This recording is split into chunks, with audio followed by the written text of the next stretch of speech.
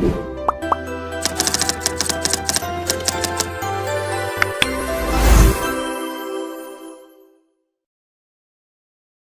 Christopher Miller. I'm 30 years old, and my own mother kicked me out of the house on Christmas Day, just moments after I'd served her a turkey that I paid for, in a home that I was paying the mortgage on.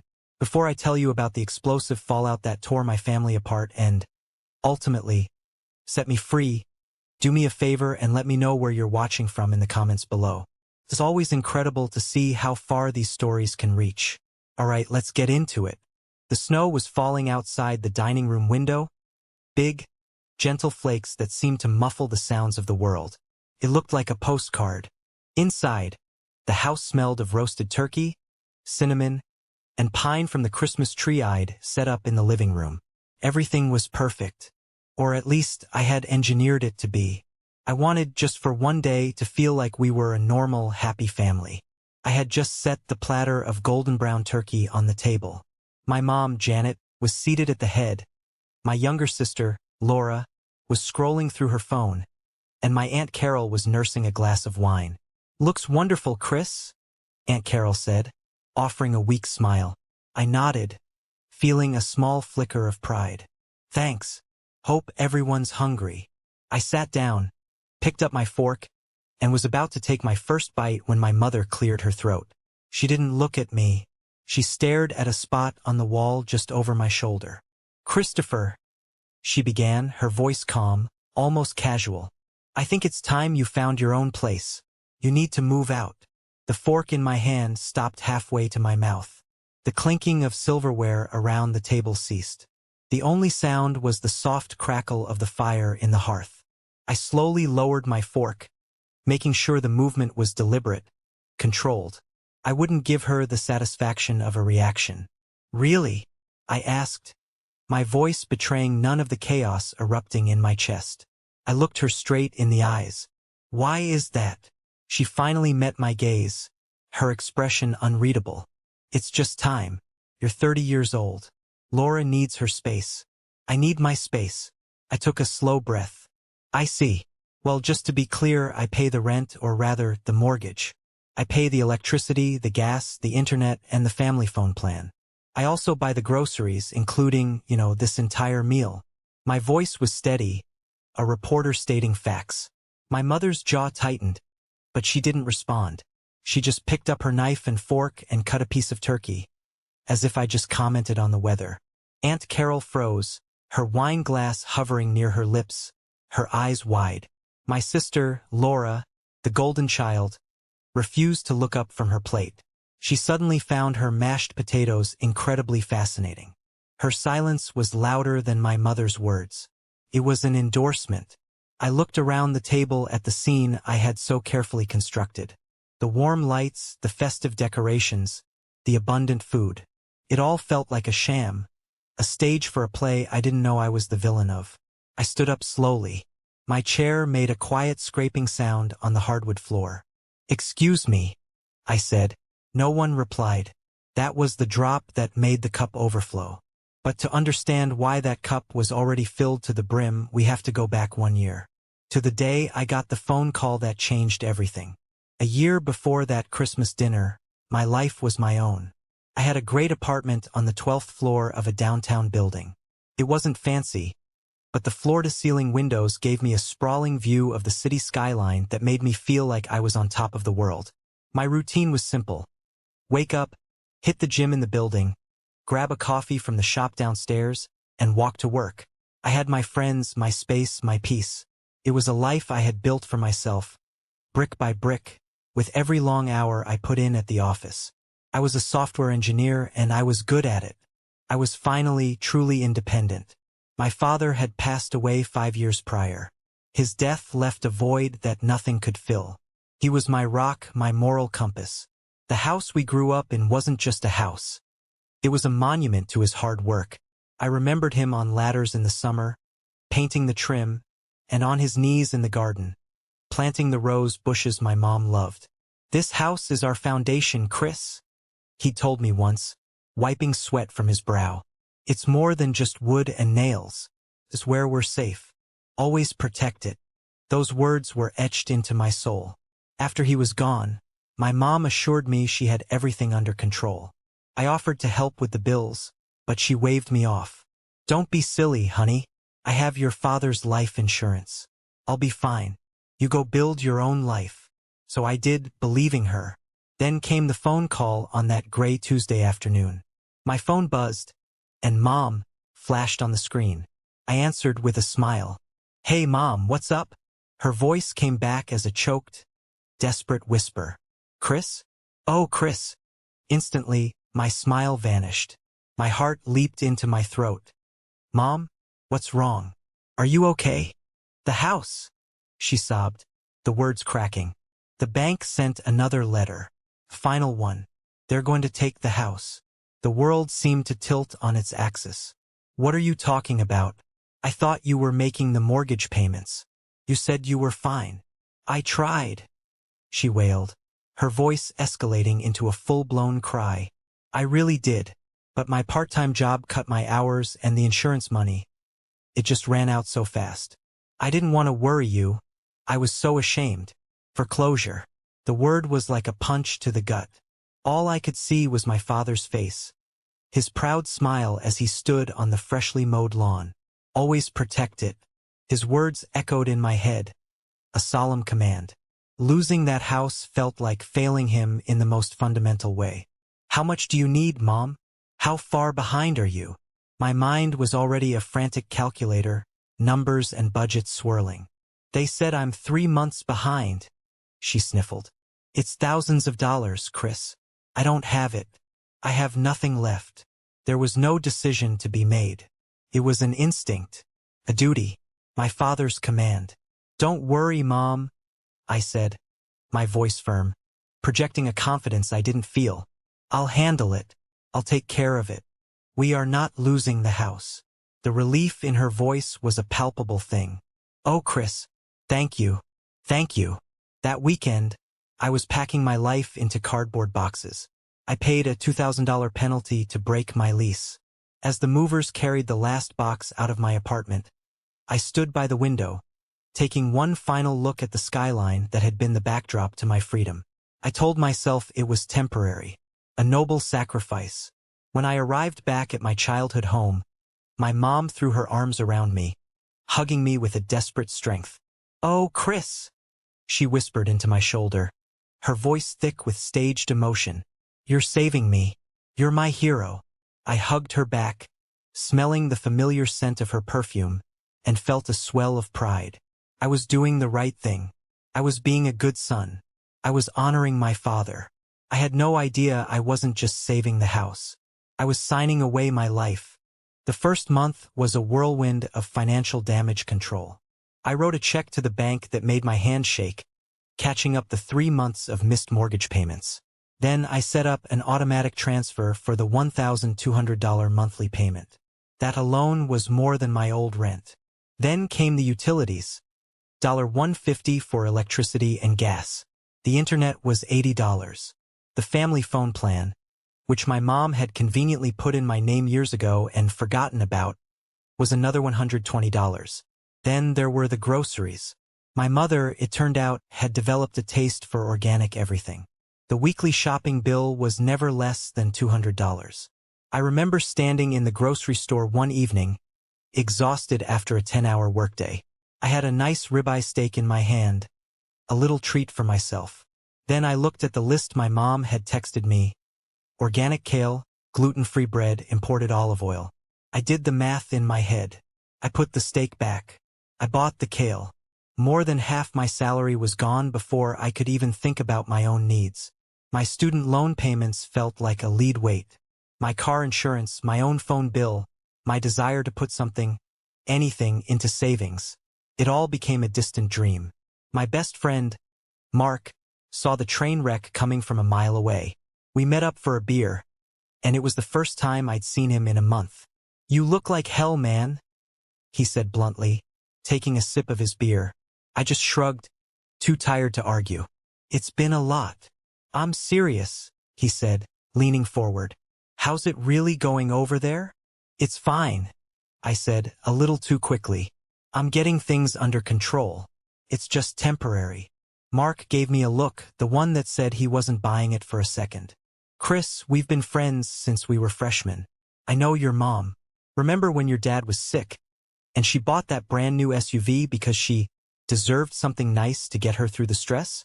Remember when Laura wanted to go on that school trip to Europe, and she convinced you to cash out some of your savings bonds your grandparents gave you, promising to pay you back?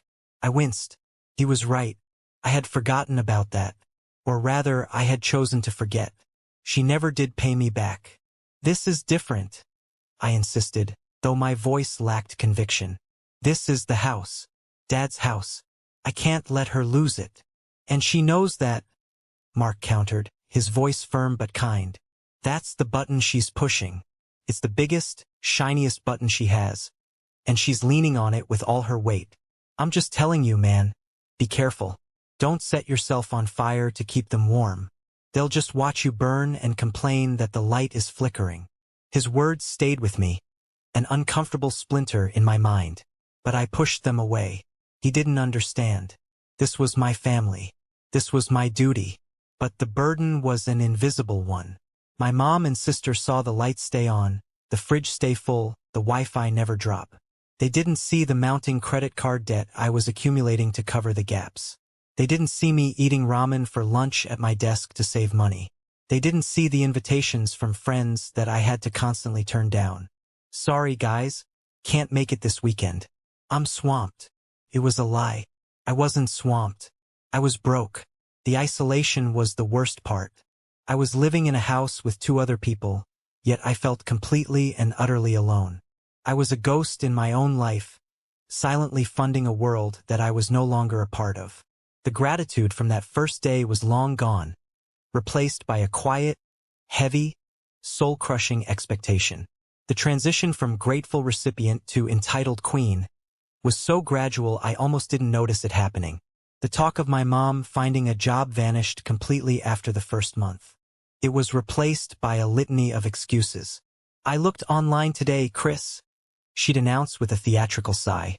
There's just nothing for a woman my age with my skill set. Her skill set, as far as I could tell, was watching daytime television and managing her book club's social calendar. With the assumption of permanence came the demands. They started small, couched as suggestions. You know, Chris, I saw a commercial for this wonderful new face cream. It's supposed to take 10 years off your skin. We should get some. We was a pronoun she used often when she meant you. The biggest shift came with her social life. Now that the threat of foreclosure was gone, she was eager to reclaim her status among her friends. This culminated in her announcing she was hosting her book club. It'll be lovely, she said, beaming. Just a few ladies over for some wine and cheese. A little normalcy. I came home from work that Friday to a house full of her friends. Music was playing, wine was flowing. My mom, holding court in the living room, gestured to me as I walked in, exhausted and disheveled. Oh, everyone. This is my wonderful son, Christopher. He's been such a help around the house. I felt like the hired help. I gave a tight smile, mumbled a hello, and escaped to my room. An hour later, she knocked on my door. Chris, honey, could you be a dear and run to the store? We're out of Chardonnay. She was already holding out a $20 bill. A single 20, for a bottle of wine that I knew cost at least that much, not to mention the 3 other bottles they'd already consumed. I took the 20, went to the store, and paid for 2 more bottles with my own debit card. When I got back, she didn't even thank me. She just took the bag and said, "Oh, good, you're back," before turning back to her friends.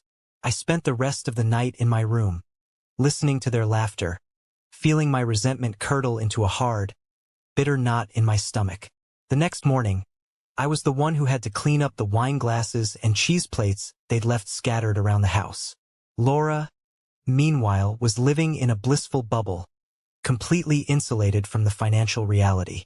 As far as she was concerned, money was an abstract concept that magically appeared whenever she needed it. A new phone, concert tickets, a weekend trip with her friends. She'd just go to Mom, who would then come to me. The final straw in this phase of my disillusionment came during a work-from-home day. I was on a conference call with my team, discussing a critical bug in our software. My mom chose that exact moment to start vacuuming right outside my bedroom door. I muted my microphone and opened the door. "Mom, please," I whispered urgently. "I'm on a really important call for work." She turned off the vacuum with an annoyed huff. "Well, excuse me for trying to keep a clean house. Some of us don't get to sit in a chair all day talking." Later, I tried to explain it to her calmly. "Mom, that job, the one you think is just me sitting and talking, is paying the mortgage on this house." Her face went from annoyed to furious in a split second. Her voice dropped to a low, venomous hiss. "Don't you dare throw that in my face. I am your mother. This is my house. You are living here under my roof." The sheer, breathtaking audacity of it left me speechless. She had completely rewritten reality. In her mind, she was the benevolent landlord, and I was the ungrateful tenant who was lucky to be there. I just stared at her, and in her cold, defiant eyes, I saw that the woman I thought I was saving was gone. In her place was a stranger, and I was trapped with her. In the middle of the escalating Cold War at home, my job became my only refuge. The office was a place of logic and reason, where effort was rewarded and competence was valued. It was everything my home was not. My boss, Mr. Henderson, was a man in his late 50s, sharp, demanding, but ultimately fair. He didn't care about your personal life. He cared about results, and I was delivering them. One Monday morning, he called me into his glass-walled office. The view of the city from his window was even better than my old apartments. "Chris, sit down," he said, gesturing to the chair opposite his large mahogany desk. "I've been going over the quarterly performance reviews." My stomach did a little flip. "Your work on the Peterson account was exceptional," he continued, getting straight to the point. "You basically saved that contract. Your team lead can't stop singing your praises." "Thank you, sir," I managed, feeling a flush of genuine pride. "I had a great team." "Don't be modest," he said with a slight smile. "I know who does the heavy lifting." Which brings me to my next point. We're launching a new initiative, codenamed Project Nightingale. It's our bid for the big leagues, a multimillion-dollar software suite for the healthcare industry. It's high stakes, high pressure, and the deadlines are going to be brutal. He paused, leaning forward, his eyes fixed on me. "I'm putting together a new leadership team to spearhead it. I want you on it, not as a junior member, as a deputy lead." The air left my lungs. This wasn't just a step up, it was a leap. It was the kind of career-defining opportunity that could change everything. It meant a new title, new responsibilities, and, most importantly, a serious promotion with a salary to match. It was a lifeline. "Of course," he cautioned. "It's going to mean war room hours. Late nights, working weekends, total commitment. There's no room for error. But if we land this, you'll be writing your own ticket in this company. So, what do you say?" "I'm in," I said, my voice filled with a conviction I hadn't felt in months. 100%. "Thank you, Mr. Henderson. I won't let you down." I walked out of that office feeling 10 feet tall. The suffocating weight of my home life seemed to lift, replaced by a surge of adrenaline and hope. This was my way out. This was my future. I was so high on the news, I broke my own rule and shared it at the dinner table that night. I presented it as a win for all of us. "It's a huge opportunity," I explained, trying to inject some enthusiasm into the dead air. The promotion would come with a significant salary increase. It would make things a lot easier around here. Laura grunted from behind her phone. "So you'll be working even more? Great." My mom put down her fork with a delicate, deliberate motion. "That's nice, dear," she said, her tone dripping with condescension. "But what about the house? The gutters are clogged. The downstairs bathroom has a leaky faucet. I can't be expected to handle all these household repairs myself." I stared at her, my brief moment of joy evaporating like mist. "Mom, those are minor things. I can call a handyman. This is my career we're talking about. This is the very thing that allows me to pay for this house and any repairs it needs." "There's no need to get defensive," she said, dabbing her lips with a napkin. "It just seems your priorities are askew." A man is supposed to take care of his home. Your father always took care of the home. The comparison to my dad was a low blow, and she knew it. It was designed to hurt, to put me back in my place. She wasn't proud of my success. She was threatened by it. A promotion meant I was becoming more powerful, more independent. It meant the balance of power was shifting, and she couldn't stand it. My success wasn't a resource for the family. It was a betrayal of her control. The crack that had formed between us widened into a deep, unbridgeable canyon. The argument over my promotion set the new, frigid tone for our household. I dove into Project Nightingale with a vengeance, using the punishing hours as a welcome excuse to be anywhere but home. The house was no longer a place of conflict. It was a place of silent, simmering hostility. We were roommates who despised each other. I began paying all the bills online from my office, meticulously saving every confirmation email. I wanted a digital paper trail. I wanted irrefutable proof of my contributions, even if it was only for my own peace of mind. One Saturday, while my mom and sister were out shopping, using a credit card I now knew existed, a fact that made my blood boil, I decided to tackle the mountain of junk mail that had been piling up on the entryway table. It was a task I'd been avoiding, but I needed to do something physical, something to distract from the rage churning in my gut. I was sorting the mail into two piles, shred and recycle, when I saw it. It was a thin envelope, wedged between a furniture catalog and a takeout menu. It was from a different credit card company than the one I'd found before, this one a major national bank. It was addressed to my mother, and it bore the same ominous red stamp as the last one. Account past due. My heart began to pound a heavy, rhythmic drum against my ribs. I thought I knew the scope of her deceit, but this was something new. With trembling hands, I tore it open. It wasn't a bill for luxury goods. It was a cash advance loan statement. She had taken out a $5,000 loan against the card 2 months ago.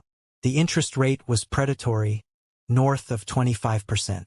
She hadn't made a single payment, but it was the memo section of the transaction that made me feel physically ill. It read, L. Miller University Tuition. Laura. My mother had taken out a high-interest cash advance to pay for my sister's college tuition. But that was impossible. I had personally set up a college fund for Laura with the inheritance money my grandparents had left me. I had been making monthly payments into it for years, and I had given my mother the account information to pay the tuition directly from it. The fund had more than enough to cover the semester. I stumbled back, leaning against the wall for support. The implications crashed down on me in a horrifying wave. They hadn't used the college fund. They had spent it. They had drained the money my grandparents had left for my sister's education, and then my mother had taken out a loan shark-level loan to cover it up, letting it fester and accrue crippling interest. When they came home, their arms laden with shopping bags, I was waiting for them in the living room. I didn't yell. My voice was eerily calm. I held up the statement. Explain this. My mother's face went white as a sheet. I don't know what that is. Don't lie to me, I said, my voice like ice. I know about Laura's college fund. I know it's gone. Where did the money go, Mom? Laura looked back and forth between us, her eyes wide with fear. My mother started to cry. We had expenses. The car needed repairs. The roof had a leak. All lies. I had paid for the car repairs. The roof was fine. Then Laura, my golden child sister, delivered the final, devastating blow. She started sobbing. I'm so sorry, Chris.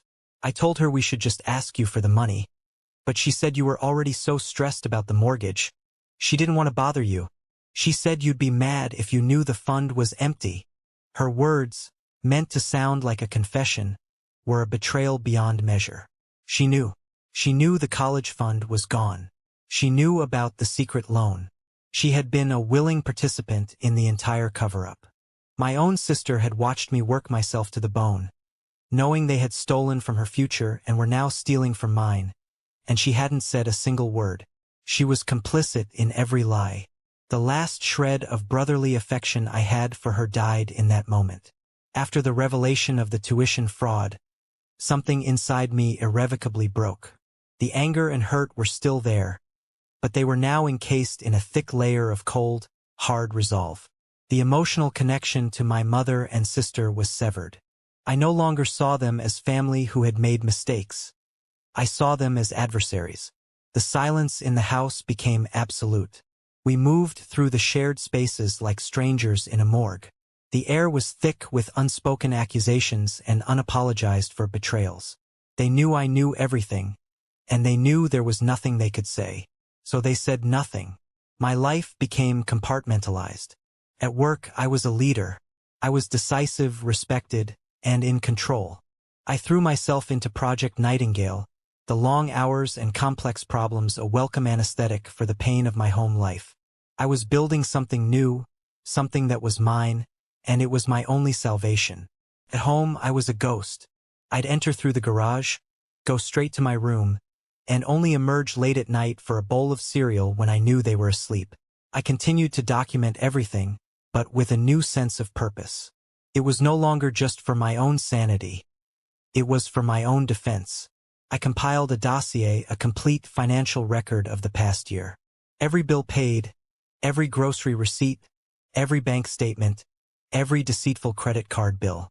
I saved it all to a secure cloud server, a digital arsenal waiting for a war I now knew was inevitable. As the holidays approached, the tension in the house became almost unbearable. Christmas, a time that was once my favorite, now loomed like a threat. A part of me, the logical part, screamed at me to just leave, to pack a bag, disappear, and let them face the consequences of their own actions. But another part, the part that still held the memory of my father, resisted. I couldn't shake the image of him hanging lights on the house, the smell of his famous Christmas roast beef filling the kitchen. Leaving before Christmas felt like conceding defeat, like letting them erase his memory and everything he stood for. So I made a final, fateful decision. I would give them one last Christmas, but this one would be on my terms. It wouldn't be a celebration. It would be a test. A final, silent judgment. I would do it all. I would buy the tree. I would decorate the house. I would plan and cook a feast fit for a king. I would create a perfect, shimmering illusion of a happy family Christmas. I would hold up this beautiful, fragile thing to them, an offering made of my own sweat and pain, and I would watch with cold, clinical detachment as they inevitably smashed it to pieces. I knew they would. Their entitlement had become a black hole, consuming everything without a trace of gratitude. But I needed to see it happen. I needed that final, undeniable proof that there was nothing left to save. So, in the weeks leading up to the 25th, I became a whirlwind of festive activity. I bought the biggest tree on the lot. I strung lights until the house glowed. I planned a multi-course menu. My mom and sister watched my preparations with a mixture of confusion and wariness. They didn't understand what I was doing, but they didn't offer to help. They just observed, like vultures circling, waiting to see what would happen next. They had no idea they weren't watching me prepare for a holiday. They were watching me prepare for an execution. Christmas Eve felt like the final scene of a play. The stage was set, the actors were in place, and the air was thick with unspoken lines. I had spent the entire day cooking, the kitchen filled with the rich smells of turkey brining and pies baking. The house looked like something out of a magazine. The tree was a cascade of blinking lights and shiny ornaments, and I had even lit a fire in the fireplace, its warm glow a stark contrast to the icy atmosphere between us. That evening, we gathered in the living room for the perfunctory opening of gifts. I had, in a moment of what I can only describe as masochistic habit, bought them presents. For my mother, an expensive cashmere sweater she'd been talking about for months. For Laura, the new flagship smartphone she'd been dropping hints about. I had put them on my own credit card, adding to the mountain of debt I was shouldering for them. It was a final, bitter piece of irony. They opened their gifts with a practiced, hollow enthusiasm. "Oh, Chris, it's beautiful," my mother said, holding up the sweater without meeting my eyes. Laura was already absorbed in setting up her new phone, barely grunting a thanks. There was nothing for me under the tree. Not a card, not a pair of socks, not a chocolate bar. Nothing. I had expected it, but the stark reality of it still landed like a punch to the gut. It was such a clear, unambiguous statement: you give, we take. That is the entirety of our relationship. Later, I was in the kitchen, pouring myself a glass of water, when I heard my mother's hushed tones from the living room. She was on the phone, undoubtedly with her sister, my Aunt Carol. I froze, pressing myself against the wall in the darkened hallway, and listened. "I just don't know what to do, Carol," my mother was saying, her voice a theatrical whisper of supposed despair. "He's been acting so strange. All this decorating and cooking. It's like he's trying to prove some kind of point. He just walks around with this dark cloud over his head, judging us." There was a pause as Aunt Carol spoke on the other end. I could imagine her, clucking her tongue in sympathy, stirring the pot. "I know," my mother continued, her voice dropping lower. "You're right. He's 30 years old, living in my house, and acting like he's the king. He needs a dose of reality. You said it yourself last week. Sometimes you have to be cruel to be kind. It's time he learned what the real world is like without me to fall back on. He needs a good, hard push, without me to fall back on." The delusion was so absolute, it was almost a work of art.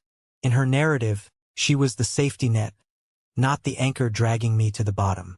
And Aunt Carol, my seemingly sweet, supportive aunt, was the one whispering poison in her ear, giving her the justification she needed to do what she was about to do. A good, hard push. It was a declaration of war. I backed away silently, the glass of water forgotten in my hand. The last flickering ember of doubt in my mind was extinguished. This wasn't a spontaneous act of frustration. It was premeditated. They had discussed it. They had planned it. The Christmas dinner tomorrow wasn't just a meal. It was an ambush.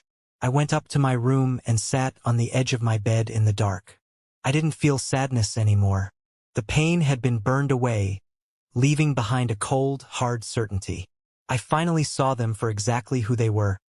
My mother, a master manipulator crippled by her own entitlement, and my aunt, a jealous enabler hiding behind a mask of familial concern.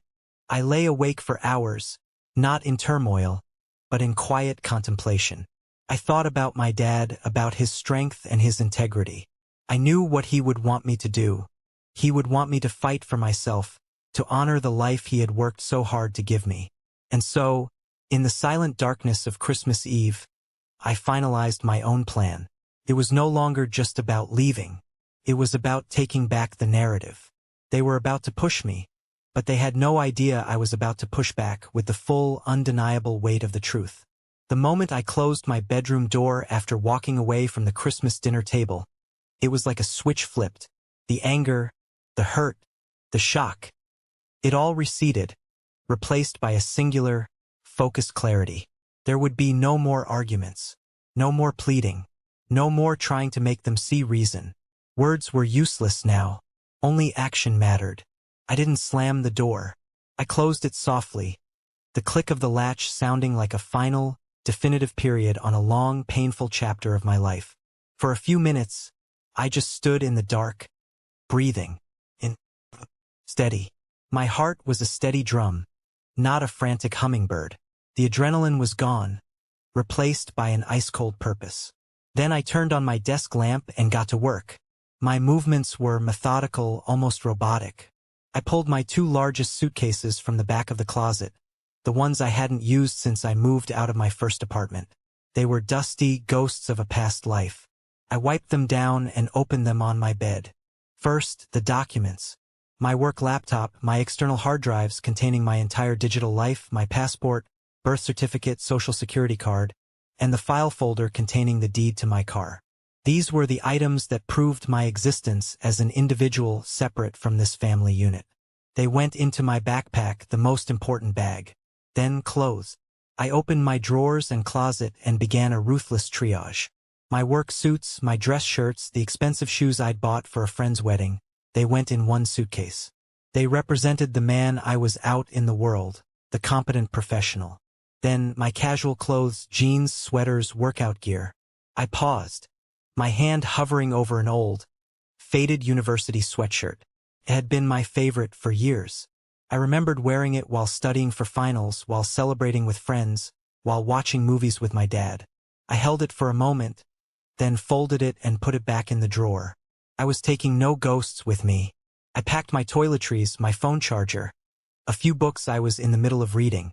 Every item was a conscious choice. This is essential. This is baggage. The process was a strange and powerful form of therapy, a physical act of severing ties. I was shedding a skin, leaving behind the version of myself that had tolerated the intolerable for far too long. The entire process took less than an hour. My 2 suitcases and my backpack stood by the door like silent soldiers, ready for deployment. Next, I sat at my computer. I opened the browser and logged into my secret bank account, the escape fund.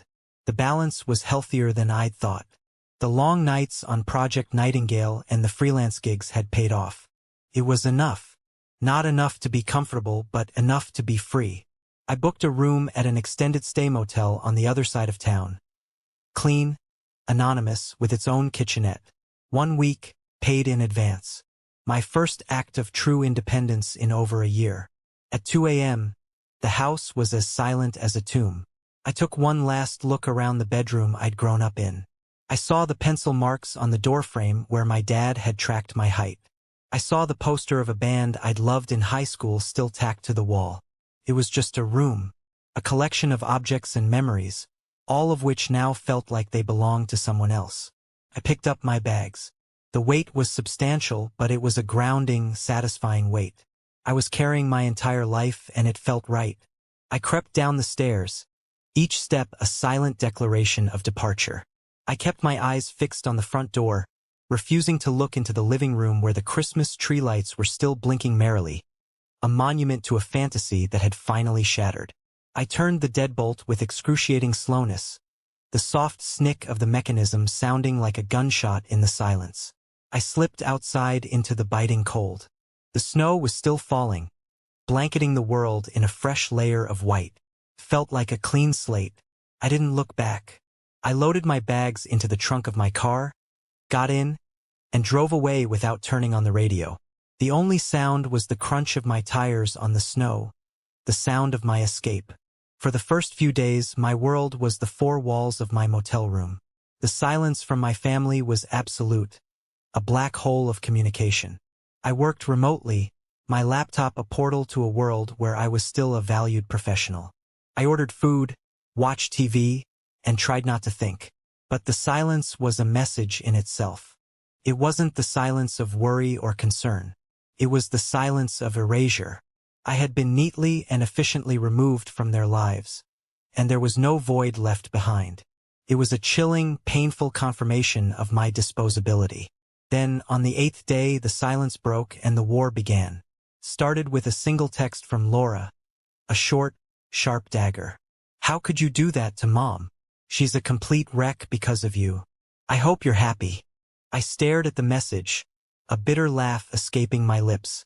A wreck? My mother was a lot of things, but fragile wasn't one of them.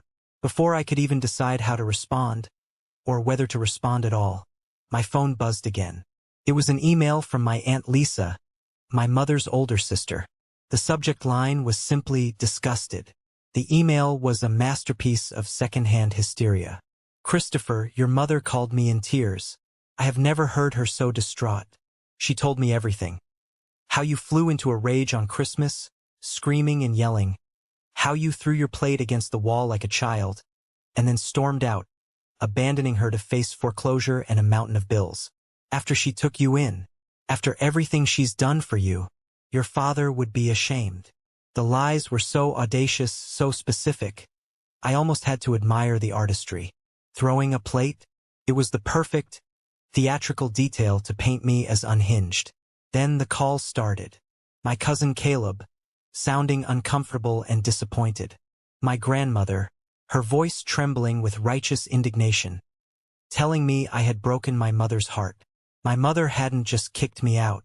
She had launched a coordinated, scorched earth campaign to annihilate my character.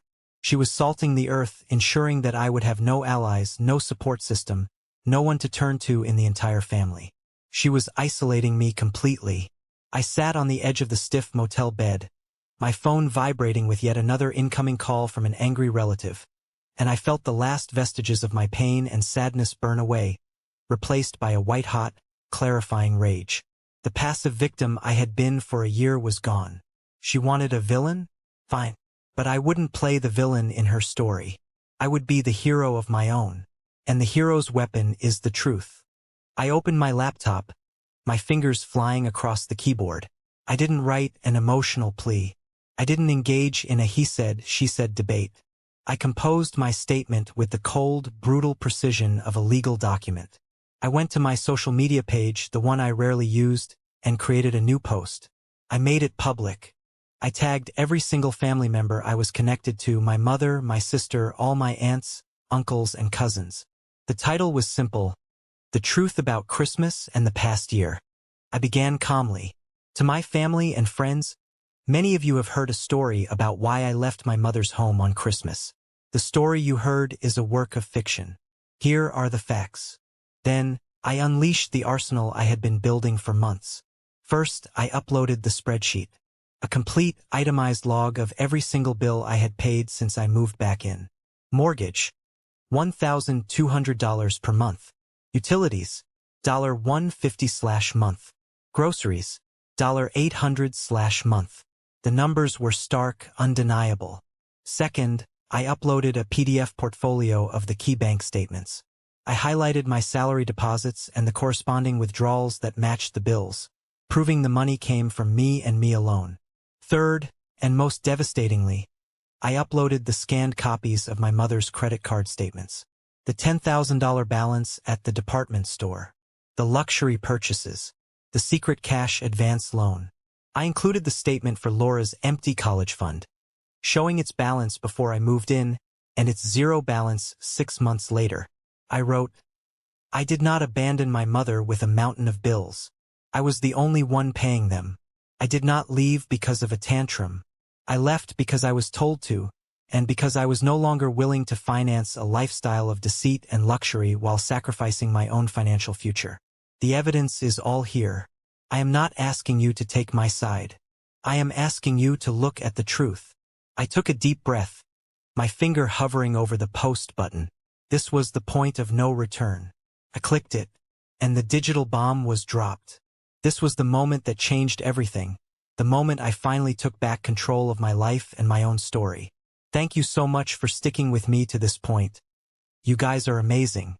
If you're here, please do me a huge favor and hit that like button and comment the number 1 down below, just so I know you made it this far with me. It doesn't just help more people find this story.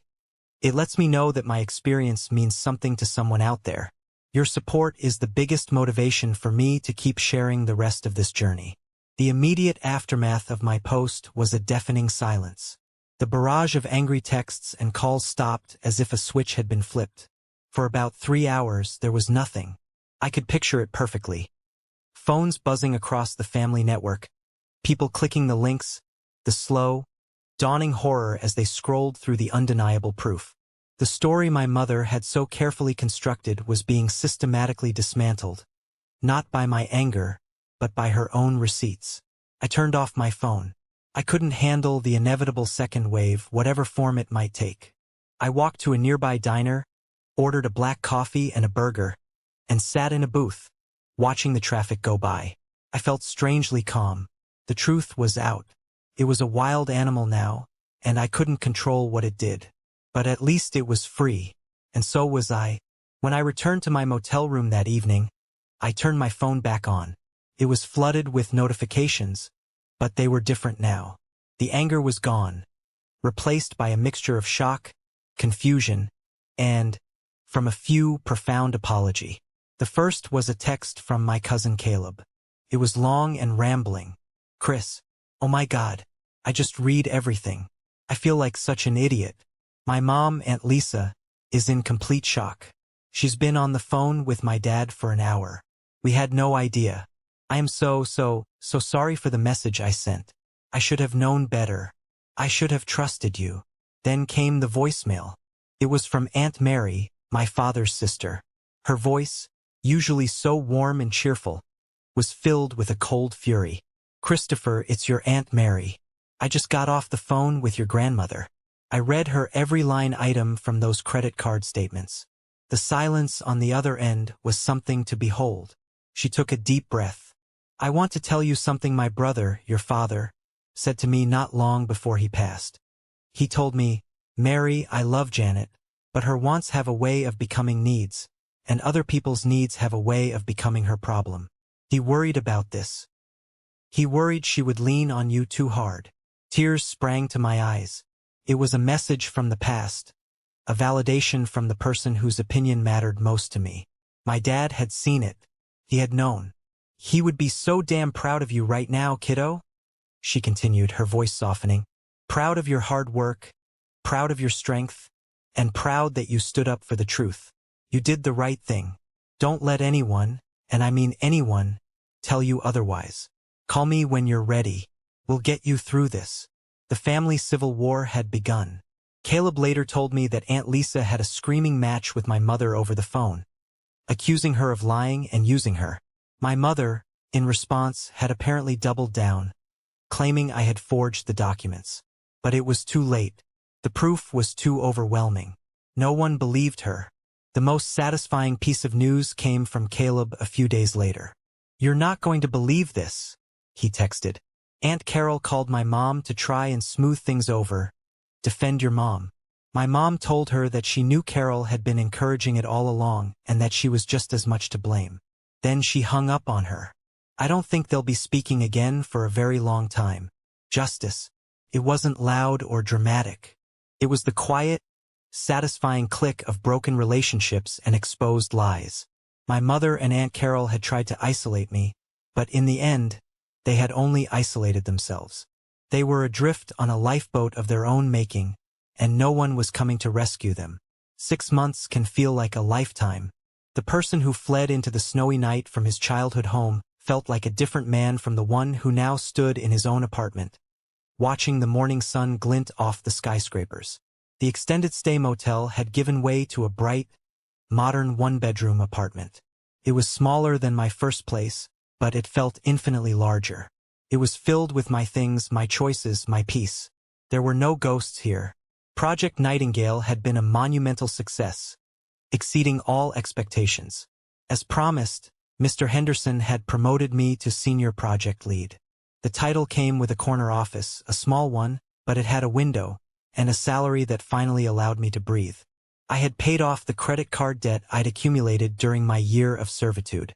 I was rebuilding my savings. I was rebuilding my life. I hadn't spoken a single word to my mother since Christmas. I had blocked her number, and Aunt Carol's as well.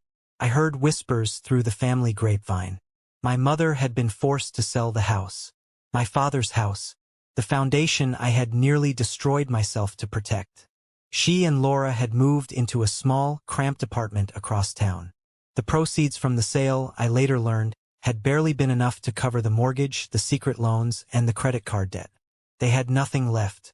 A part of me, a small, residual part, felt a twinge of sadness at the loss of the house.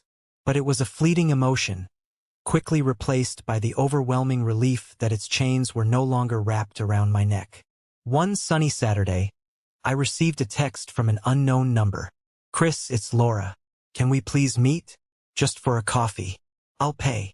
The last 2 words were what convinced me. It was a small but significant admission of a new reality. I agreed, and we met at a neutral coffee shop. The change in her was startling. The entitled, carefree college student was gone. In her place was a young woman who looked tired and worn down. The designer clothes were gone, replaced by a simple, generic sweater.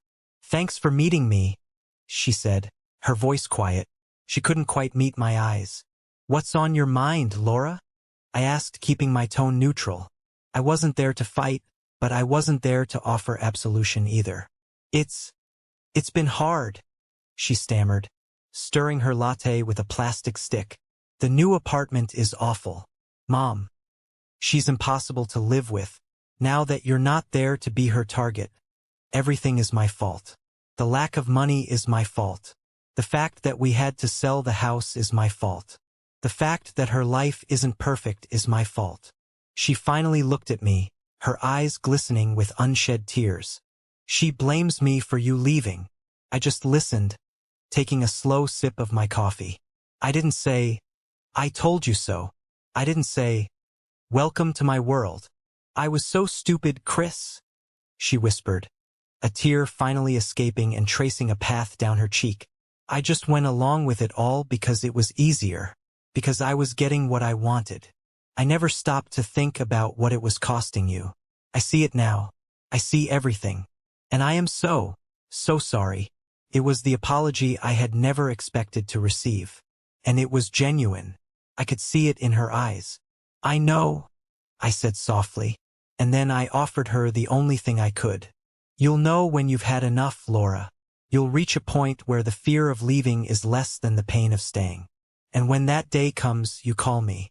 I'll help you get on your feet. But you have to be the one to walk out the door." She nodded, a flicker of something. Hope, maybe, in her eyes. It wasn't forgiveness, not yet. But it was a bridge. A small, fragile bridge across a canyon of betrayal. But a bridge nonetheless. A few weeks after my meeting with Laura, on a quiet Tuesday evening, there was a knock at my apartment door. It was a sharp, insistent knock that set my teeth on edge. I wasn't expecting anyone. I looked through the peephole, and a jolt went through me. It was my mother. She was standing there, looking smaller and older than I remembered. She was holding a grocery store apple pie in a cheap plastic container. The absurdity of the gesture. A $5 pie meant to heal a wound that was a mile deep was almost laughable. I took a deep breath, composed myself, and opened the door. I did not step back. I did not smile. I simply stood there, a human barrier to the life I had built. "Christopher," she said, attempting a bright, motherly smile that looked grotesque on her strained face. "I was in the neighborhood. I brought you a pie. What do you want, Mom?" My voice was cold, flat. There was no room for negotiation in it. Her smile faltered. I thought we could talk. It's been so long. A mother should be able to see her son. A son should be able to trust his mother." I countered, my voice unyielding. The mask slipped. For a fleeting second, I saw the flash of pure, unadulterated fury in her eyes. The same fury I had seen when I'd questioned her about the internet bill. It was the rage of a queen whose authority has been challenged. But she quickly suppressed it, replacing it with a look of deep, theatrical sorrow. "Look," she said, her voice taking on a wounded, weary tone. "I know things got out of hand, but let's be fair. We both made mistakes, Chris. We both said and did things we regret. That was it. The non-apology. The master manipulator's final gambit. To equate her calculated, year-long campaign of financial and emotional abuse with my act of self-preservation. In her mind, her actions and my reactions were equivalent sins. She wasn't sorry for what she did. She was sorry for the consequences she was now facing. I looked at her, at the carefully feigned sadness, the cheap pie, the desperate attempt to regain a foothold in my life, and I felt the last bit of emotional attachment I had to her turn to dust and blow away. There was nothing left. No anger, no hate, no love. There was only emptiness. I didn't argue. I didn't list her crimes. I didn't give her the satisfaction of a fight. I simply looked her in the eye, held her gaze for a long moment, and then I slowly and silently closed the door in her face. The soft click of the latch was the loudest sound I had ever heard. It was the sound of a cage door locking from the outside. It was the sound of a final, irrevocable end. Later that night, unable to sleep, I was going through an old box of my dad's things that Aunt Mary had sent me, mostly photos and keepsakes. At the very bottom, beneath a stack of old tax returns, was a thick, sealed envelope. In my father's familiar, strong handwriting, was my name, Christopher. My hands trembled as I opened it. It was a letter, dated just a few months before he died. "My dearest Chris," it began. "If you are reading this, it means I am gone. I'm writing because a father needs to tell his son things he can't always say out loud. I love your mother with all my heart, but my love for her does not make me blind. She has a fear inside her, a fear of not having enough that makes her grasping. Her love can sometimes feel like a cage, even when she means it to be a fortress. I have spent a lot of my energy over the years acting as a buffer, trying to protect you and Laura from the sharp edges of her insecurities. That job is not yours, son. Your job is to build your own life. Do not ever let her make you feel that her happiness is your responsibility.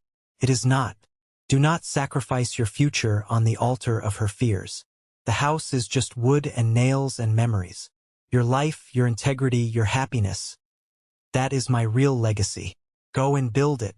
And know, wherever I am, I will be prouder of you than you can ever imagine. I sat there, in the quiet of my new apartment, and wept, not for the family I had lost, but for the father who had known me, truly known me, and had given me his blessing to be free all those years ago. I'm sitting by my window now. The city outside is a tapestry of blinking lights, each one a story, a life. It's quiet in my apartment. It's a clean, peaceful quiet, the kind that lets you hear your own thoughts. It's a silence I earned. Took me a long time and a lot of therapy to fully unpack that year. The real betrayal, I've come to understand, was never about the money. The money was just a symptom. The real betrayal was the slow, creeping realization that I was not seen as a son, but as a resource, a utility. And when that utility was no longer convenient, it was to be discarded. To look at your own mother and see, not love, but a cost-benefit analysis in her eyes. That's a wound that scars you in a place that no one else can see. For so long, I was obsessed with the idea of protecting my father's legacy, and I thought that legacy was a physical place. A house on a quiet suburban street. I nearly martyred myself for that house. I sacrificed my finances, my friendships, my mental health, all to protect wood and nails and a rapidly fading memory. His letter taught me the truth. His legacy wasn't the house. It was the lesson he had tried to teach me my whole life.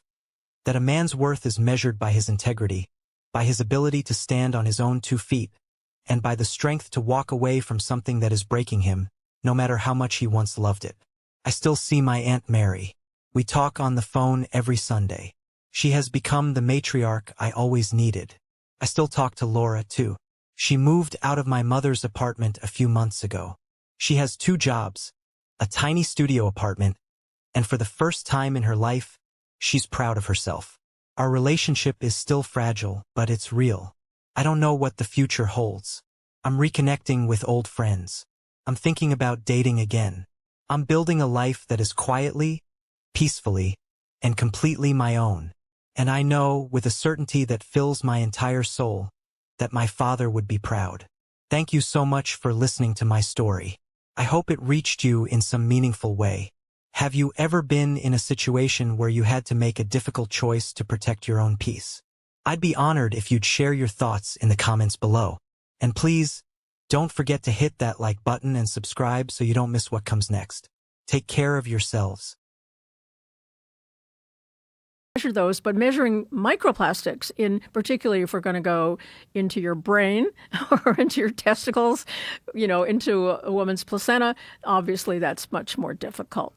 So they're not the same, but the microplastics, what they are is the actual pieces of plastic that carry the plasticizers along with them. So they kind of piggyback on. So they do double damage, because they carry the chemical harms, and they also physically enter the cells, right?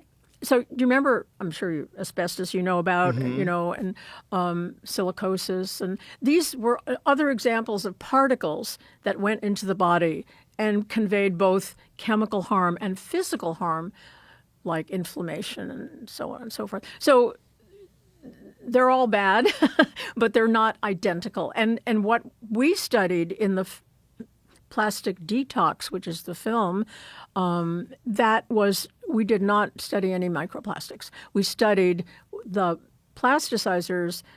So you probably remember, I think I told you last time, well, why should you remember anyway? They're water soluble. And so you remember that? So they go into your urine, and then they're pretty easy to measure. So I'm going to give this to you. This is a kit. Open her up. I'll tell you what. Okay. Learn what's inside. All right.